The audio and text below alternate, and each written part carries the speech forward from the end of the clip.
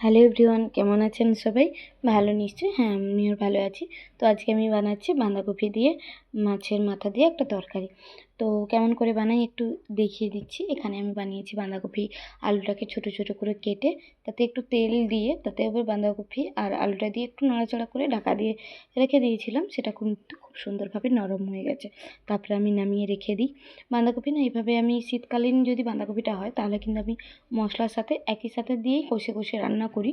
কিন্তু আবার অনেককে আমি দেখেছি যে সেদ্ধ করে, মানে অনেকেই করে সেদ্ধ করে নেয়। আমার আবার সেটা ভালো লাগে না, যেন কেমন একটা গন্ধ লাগে। তো কিন্তু এভাবে রান্না করলে টেস্টটা আরও একটু ভালো আসে, তাই আমি এভাবে করি। তো নামিয়ে নেওয়ার পরে এখানে দিয়েছিলাম তেলের উপরে একটু গোটা গরম মশলা, আর ছিল জিরে, তেজপাতা, গোটা লঙ্কা, সেগুলো দেওয়ার পরে একটু নেড়ে নিয়েছিলাম। তারপরে দিলাম পেঁয়াজ কুচি। পেঁয়াজ কুচিটাতে একটু ভাজা ভাজা হয়েই গেছে। হয়ে দিতে আমি দিয়ে দিলাম মশলাটা। মশলার মধ্যে আমি কিছুই নেই, শুধু একটু জিরে দিয়েছিলাম আর রসুন, আদা, গোটা শুকনো লঙ্কা, আর একটু লবণও ছিল এর মধ্যে। দিয়ে আমি টমেটো ছিল, দিয়ে আমি ওই পেস্ট আগে থেকে বানিয়ে রেখেছিলাম সেটাই মশলার মধ্যে দিয়ে দিয়েছি।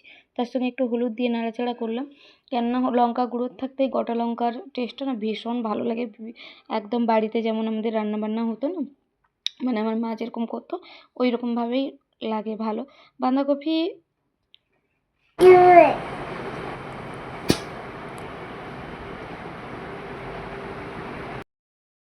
তো রান্না করতে করতে আমি একটু জল ঢেলে দিয়ে মশলাটা কষাতে দিয়ে মনে হলো যেন বাবু ডাকছে, সেই জন্য আমি দেখতে গেলাম। দেখলাম ওর দিদি ঘুমাচ্ছে, তো তাই ও কী করবে বুঝতে পারছে না, দিদিকে আবার আদর করতেইছে। মানে খেলার সাথে ওর দিদিই আছে, সেই জন্য দিদির সাথেই বেশি খেলা। তো এইভাবে রান্না করলে তারপরে মাছের মাথাটা ছিল ভেজে রাখিয়েছিলাম, সেটা দিয়ে দিলাম, দিয়ে কষিয়ে জল ঢেলে দিলাম। তারপরে জলটা শুকনো হতে কিন্তু বাঁধাকপিটা নামিয়ে নিয়েছি। খেতে সত্যিই ভালো হয়, একবার ট্রাই করে অবশ্যই দেখবেন।